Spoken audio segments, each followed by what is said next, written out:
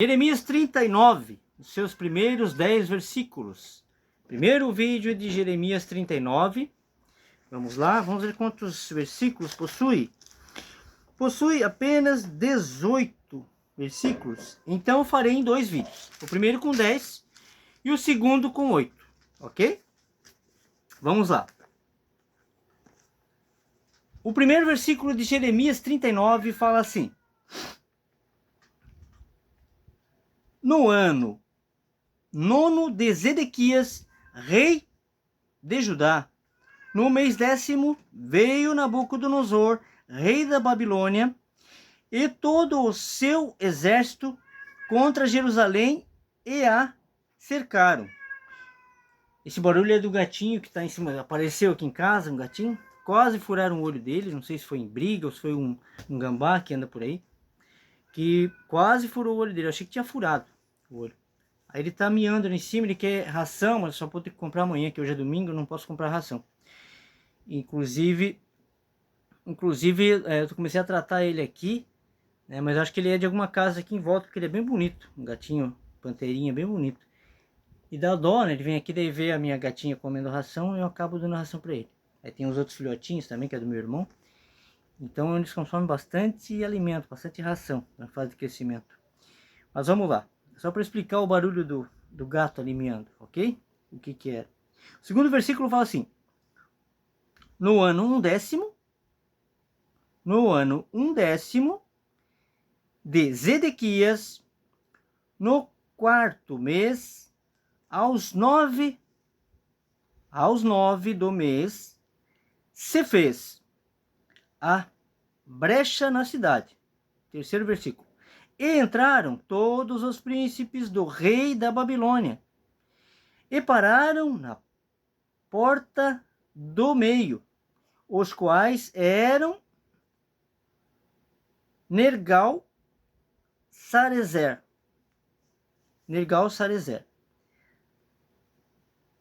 Sangar-Nebo, Sarsequim, Rabe-Saris, Nergal-Satrezer, Rabe-Mag, e todos os outros príncipes do rei da Babilônia. Não sei se a pronúncia é essa, mas a gente não sabe, ainda mais esses nomes antigos, né, de bíblico. Mas o que importa aqui é a mensagem. O 4º versículo. E sucedeu que, vendo-os Zedequias, rei de Judá, e todos os homens de guerra, fugiram então e saíram de noite da cidade, pelo caminho do jardim do rei, pela porta dentre os 2 muros, e saiu pelo caminho da campina. 5º versículo. Mas o exército dos caldeus os perseguiu e alcançaram Zedequias nas campinas de Jericó, e o prenderam e o fizeram ir a Nabucodonosor, rei da Babilônia, a Ribla, na terra de Amate. E ali o rei da Babilônia o sentenciou. 6º versículo agora fala assim: e o rei da Babilônia matou os filhos de Zedequias, em Rabla, à sua vista. Também matou o rei da Babilônia todos os nobres de Judá. Perverso, né? O 7º versículo. E arrancou os olhos de Zedequias e o atou com 2 cadeias de bronze para levá-lo à Babilônia. 8º versículo. E os caldeus queimaram a casa do rei e as casas do povo e derribaram os muros de Jerusalém. O 9º versículo. E o resto do povo que ficara na cidade, e os rebeldes que se tinham passado para ele, e o resto do povo que ficou, levou Nebuzaradã, capitão da guarda, para a Babilônia. O 10º e último versículo desse vídeo. Mas os pobres de entre o povo que não tinham nada, deixou Nebuzaradã, capitão da guarda, na terra de Judá, e deu-lhes vinhas e campos naquele dia.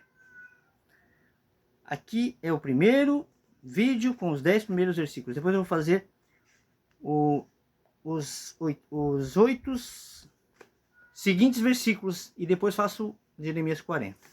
Estou fazendo e vou fazer a Bíblia inteira, né? Vou fazer até os evangelhos, as cartas, tudo ali. E, por fim, Apocalipse. Se Deus assim permitir, né? Ok? Se Deus quiser. Então, falar um pouco aqui dos enganos do sistema religioso de hoje. Não pertenço a nenhum sistema religioso. Não quero pertencer pelo motivo óbvio do engano, né? A começar pelo templo. Então, a reunião que era feita por Jesus em casas ou na rua, nos montes, é uma prova, além de outras, né, de que ele não mandou ninguém para templo. Ele mandava você orar, ensinava a orar no seu quarto. Entra no teu quarto, fecha a porta, e no secreto com Deus, né, que está no secreto, te vendo no secreto, que é onipresente, onisciente, te vê e atende os teus pedidos, né? Outra vez ele falou, não faça como os hipócritas nas sinagogas, em voz alta e nas ruas, pois já tiveram o seu galardão. Então, há muitas passagens, todas, na verdade, arremetem a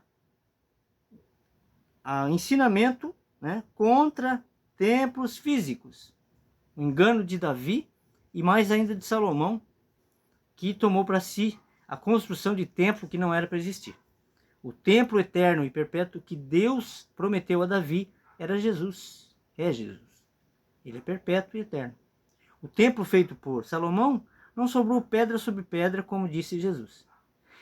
Rejeitaram a pedra de esquina, a pedra angular, que era Jesus, como ele mesmo falou. Então, diante de todas as provas, né, bíblicas, é impossível você permanecer no engano, negando a Jesus.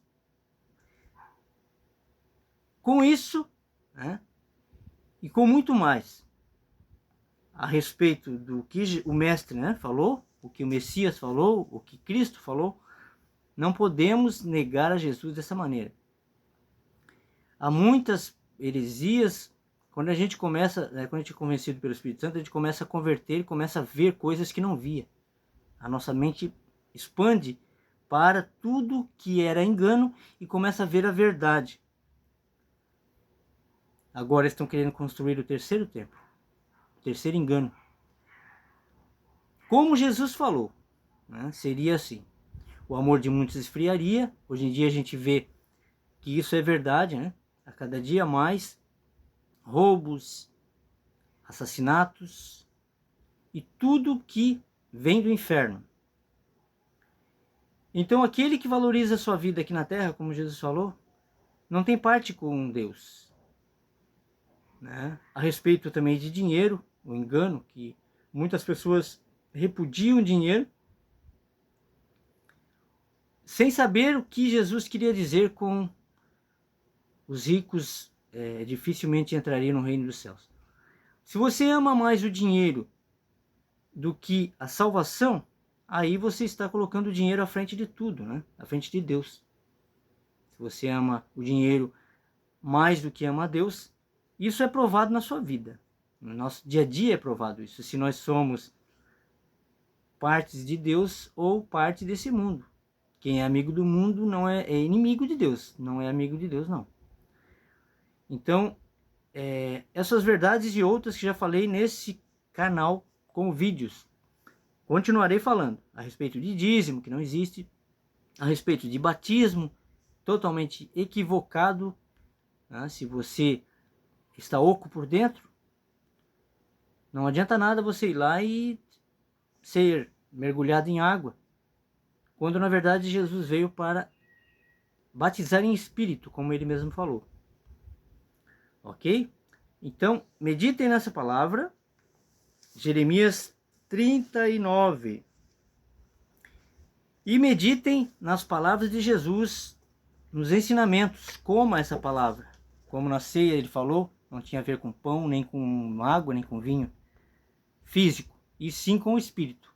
Como uma palavra, um ensinamento. Esse é o pão da vida. E não fiquem todo mês indo a templos religiosos que não deveriam existir, ouvindo pessoas que são talvez mais pecadores que você e ditando regra espiritual sobre você. Jesus fez a última ceia para explicar o espiritual através do material. Ok? Fiquem com essa palavra e fiquem com Deus.